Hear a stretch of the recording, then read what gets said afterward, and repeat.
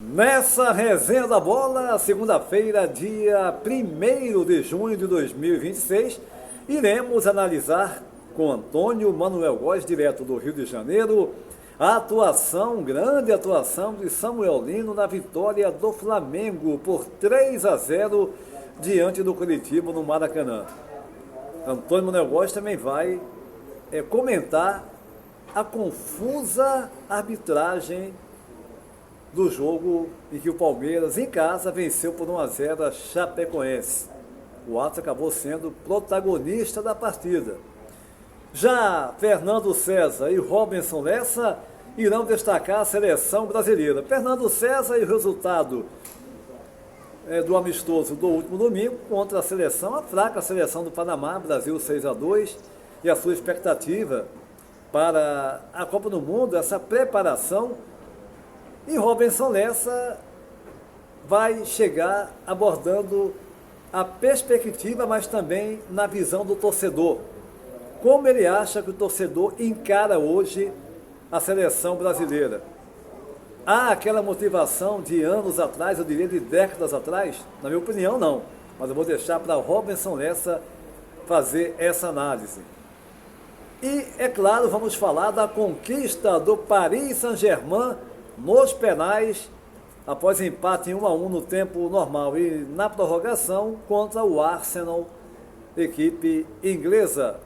Tudo isso não saia daí, é já após a nossa vinheta.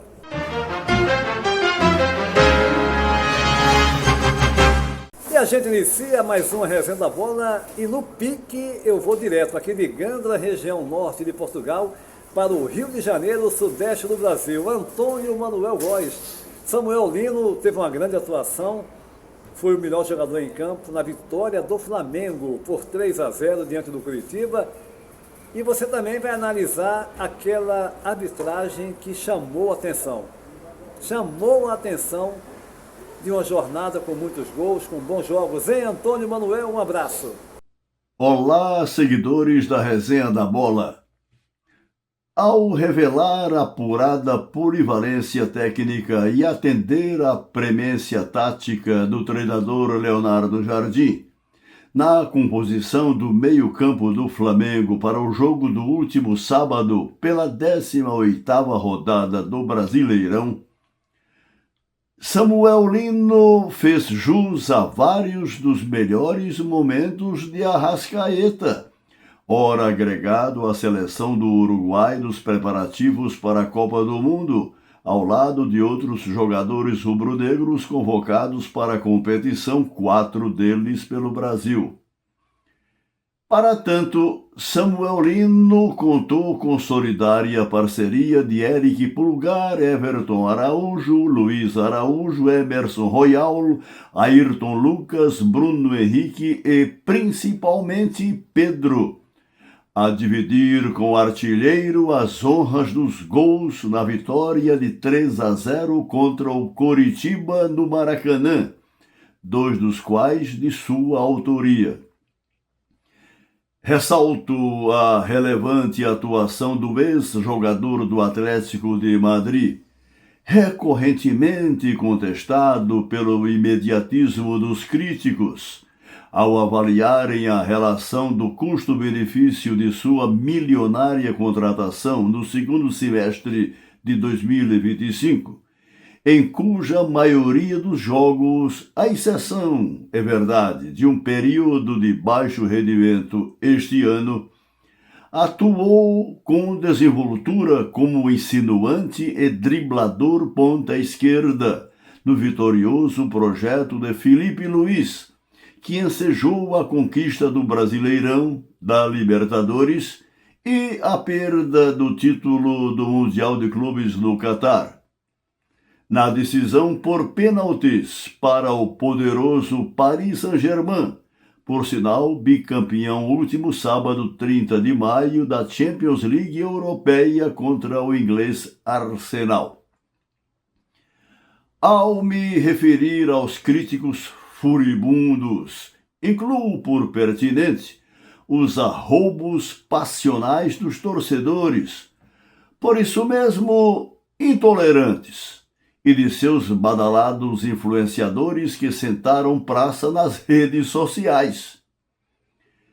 Lino foi garimpado pelo diretor José Boto e sua equipe de scout, a exemplo de outros jogadores agregados ao Flamengo no ano passado. Mas foi há pouco, já sob o comando de Leonardo Jardim, que sua habilidade começou a fluir como peça de recomposição no setor pensante do Flamengo, até culminar com o desempenho no último fim de semana para suprir a carência emergencial de uma equipe, além dos 9 liberados para a Copa do Mundo, sem o cerebral Jorginho, lesionado por fratura no dedão do pé direito. Melhor em campo contra o Coritiba, Samuel Lino passou a condição de salutar alternativa para os futuros movimentos do treinador na temporada, sob as bênçãos da arquibancada rubro-negra, que o readmitiu no hall de suas preferências, à luz dos previsíveis devaneios pendulares do torcedor, que oscilam entre desconcertantes manifestações de amor e ódio. Sobre a vitória de 1-0 do líder Palmeiras nesse domingo, também desfalcado pela Copa, contra a Chapecoense no Nubank Park paulistano, viralizaram os ruídos em torno de uma arbitragem confusa ao anular um gol da equipe visitante, tido pelos observadores da imprensa como legítimo, cujo experiente atacante congolês Yannick Bolasie, com passagem por clubes da Premier League, acabou por desperdiçar uma cobrança de pênalti ao chutar no travessão da meta palmeirense a poucos segundos do apito final.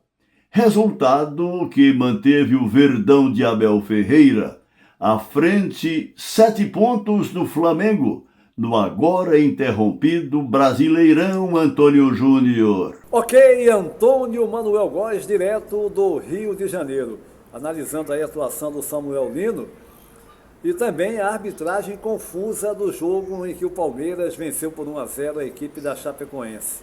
Agora, é recorrente a gente ter a arbitragem sendo protagonista dos jogos, né? Porque são inúmeros erros, ou pelo menos há uma confusão em muitos momentos dessas partidas, há uma demora, aquela, sabe, a questão VAR, árbitro, VAR, uma demora intensa, e nesse jogo tivemos mais um fato lamentável, com demora, com lances que geram dúvidas, enfim, nesse jogo que o Palmeiras confirmou a vitória, suada, difícil, não dominou o jogo, ok, mas não foi fácil. Ainda mais por aquela chance que o jogador da Chapecoense perdeu por empatar o jogo no último lance, através de uma penalidade máxima. Mas, repassando aqui, passando, melhor dizendo, a classificação do Campeonato Brasileiro, os jogos principais, né, tivemos aí, Antônio Manuel Góes já abordou, o Palmeiras vencendo por 1-0 a Chape, o Flamengo 3-0 na equipe do Curitiba, o Atlético Paranaense, que campanha, hein?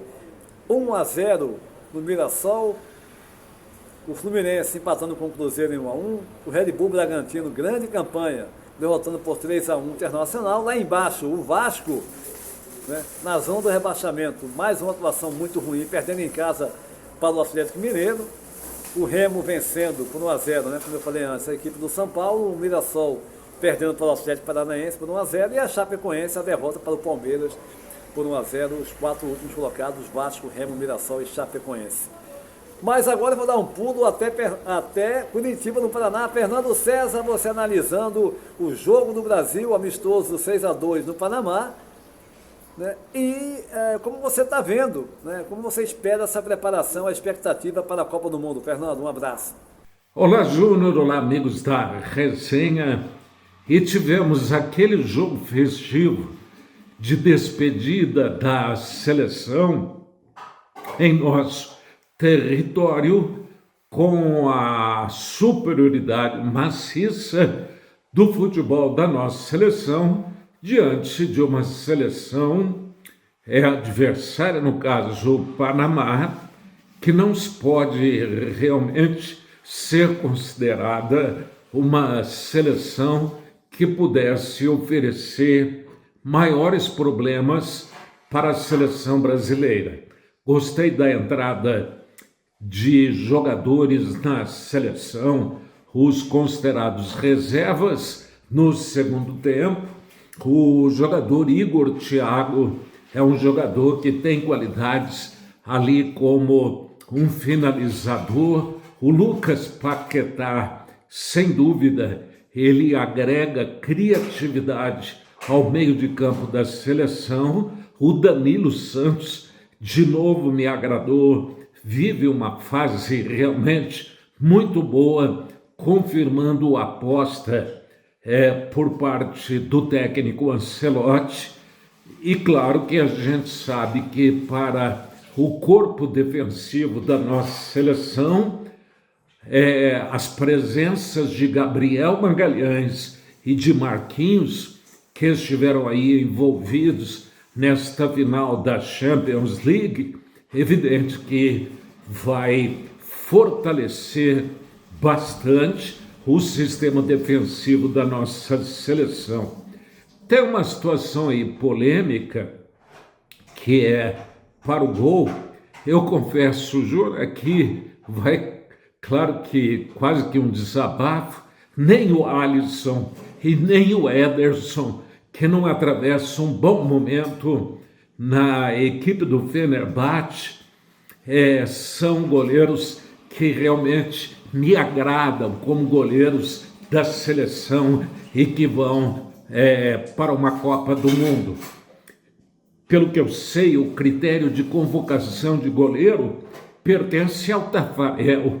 E quando eu vejo essa insistência no jogador Alisson, que nas Copas que ele esteve presente, nunca apresentou aquela chamada defesa monumental, aquela defesa milagrosa, é um goleiro para mim.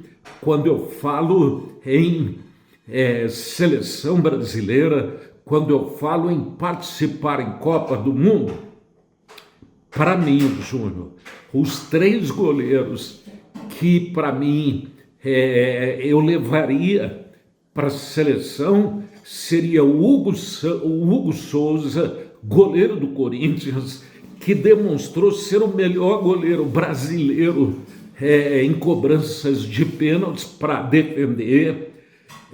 Já que quer prestar uma homenagem, por que não levar o Fábio, que eu vi começar lá no humilde União Bandeirante aqui do nosso interior do Paraná, e que hoje com 41 anos ainda demonstra muita qualidade defendendo a equipe do Fluminense, e o Everton, que para mim merece estar na seleção.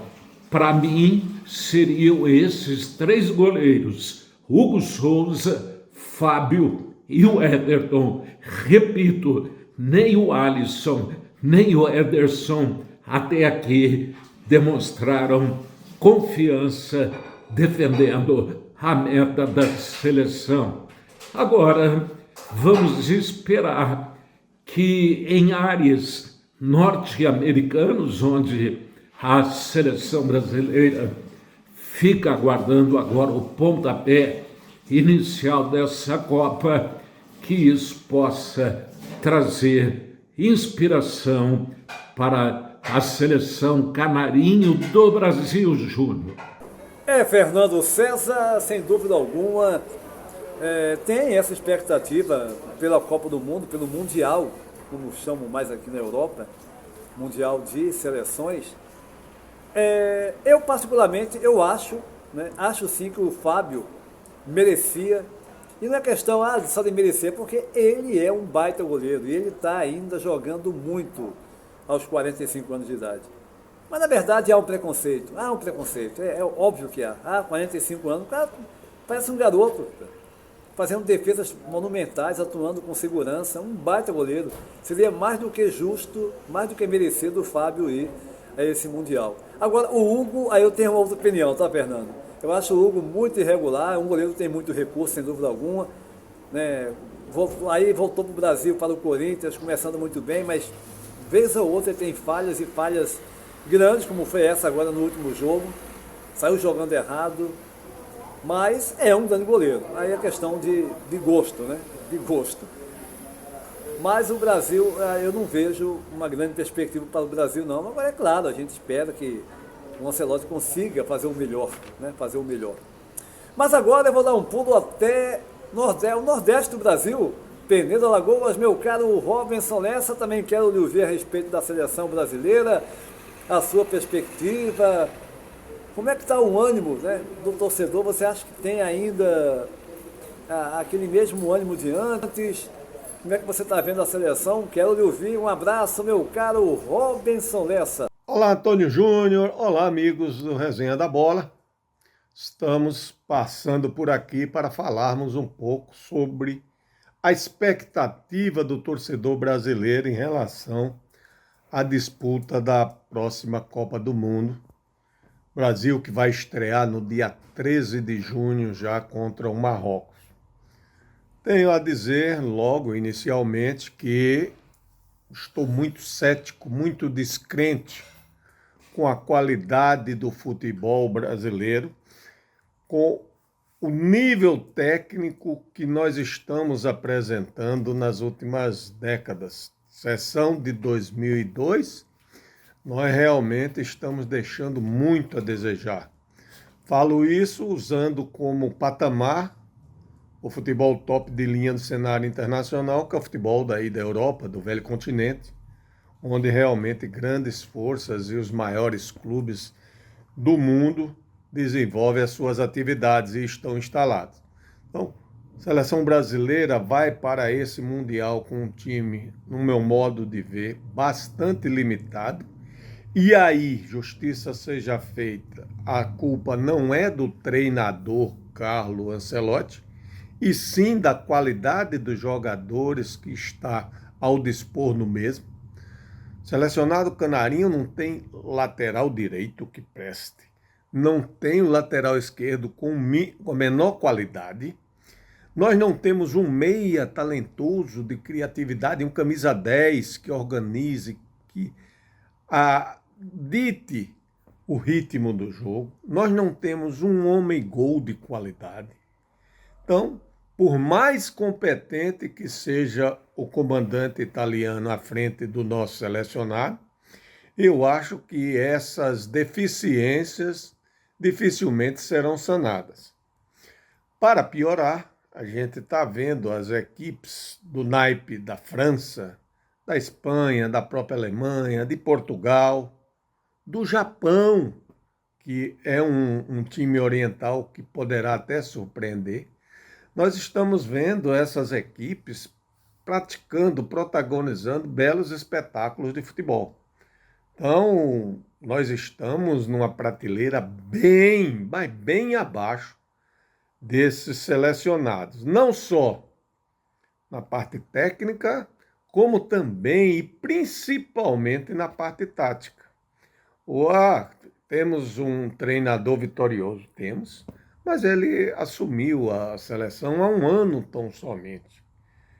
Ele deveria ter assumido no início desse ciclo, mas, infelizmente, a politicagem que continua permeando na Confederação Brasileira de Futebol fez com que por lá passassem Ramon Menezes, Dorival Júnior, Fernando Diniz e outros treinadores realmente até chegarmos no Carlo Ancelotti. E aí veio a convocação no mês passado que gerou a celeuma com a chamada do Neymar.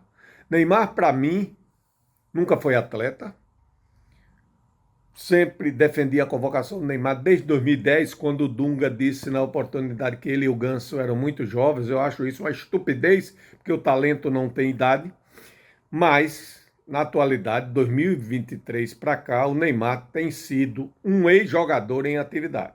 Por conta disso, eu acho que ele está levando um problema para o Mundial. Já se lesionou novamente e eu não conheço na história das Copas do Mundo jogador que tenha sido destaque, que tenha feito sucesso sem estar na plenitude da sua forma física e técnica. Não conheço. Então, o Neymar é um exemplo negativo, nunca foi atleta, está pagando por isso. Cristiano Ronaldo e Messi, que foram atletas, estão aí sem o quantitativo de lesões e contusões do jogador brasileiro. Um forte abraço e até a próxima, pessoal! Ok, Robinson Lessa, direto de Penedo, Alagoas. Eu também acho, tá, Robinson, eu faço parte daqueles que acham que a Copa do Mundo perdeu muito na questão da empolgação, de empolgar, né, o torcedor, o adepto. No Brasil, de forma mais específica, porque antigamente você via o torcedor se mobilizar, as cidades a se enfeitar, e hoje, mediante os desmandos da CBF, a seleção brasileira, apesar do Brasil ser o país que mais gera, né, jogadores de alta qualidade vendidos aqui para a Europa e tudo mais tal, mas a seleção brasileira deixa muito a desejar por uma série de fatores. E começa pela senhora CBF, pela organização. Uma coisa está associada à outra. Não adianta você querer uma seleção forte se a Confederação Brasileira de Futebol é uma bagunça, é imoral, não tem a menor credibilidade. E aí tem outros fatores, né? Antigamente você tinha os jogadores que atuavam na seleção que eram do país, tem aquela rivalidade, jogadores do Botafogo, do São Paulo, do Corinthians, do Grêmio, por aí vai. Mas o principal é essa falta de organização do futebol brasileiro, da senhora CBF. Aí tem uma outra questão também, que hoje, com a criação do Mundial de Clubes, né, porque, gente, o adepto, né, o torcedor, ele é apaixonado pelo clube dele. A seleção é algo secundário. É uma coisa de 4 em 4 anos. O torcedor, ele é apaixonado pelo clube, a paixão dele é o clube. Então dizer que, não, aí colocar uma seleção, seja ela qual for, do Brasil, de Portugal, da Alemanha, da França, não, é a nossa pátria, isso é balela, gente. Isso aí é um discurso para boi dormir, querer colocar pátria na chuteira, entendeu? Não tem nada a ver uma coisa com a outra. Fica esse discurso aí, sabe, para mim não tem nada a ver. Futebol é uma coisa, agora, não, a pátria, defender a pátria, isso é balela, entendeu? Isso é que determinados governos fazem para iludir o povo. E o povo, na sua ignorância, acaba entrando nessa. Simples assim. E o assunto agora, para fechar a nossa resenha da bola, foi a final da Champions League. Empate em 1-1 no tempo normal e na prorrogação e nos penais 4-3 para o PSG, campeão, bicampeão, foi campeão na temporada passada e campeão agora diante do Arsenal. Arsenal campeão da Premier League, Paris Saint-Germain campeão parisiense e agora bicampeão da Champions League, a equipe francesa. Um jogo que o Arsenal jogou praticamente atrás, fez o gol, mas depois recuou, né?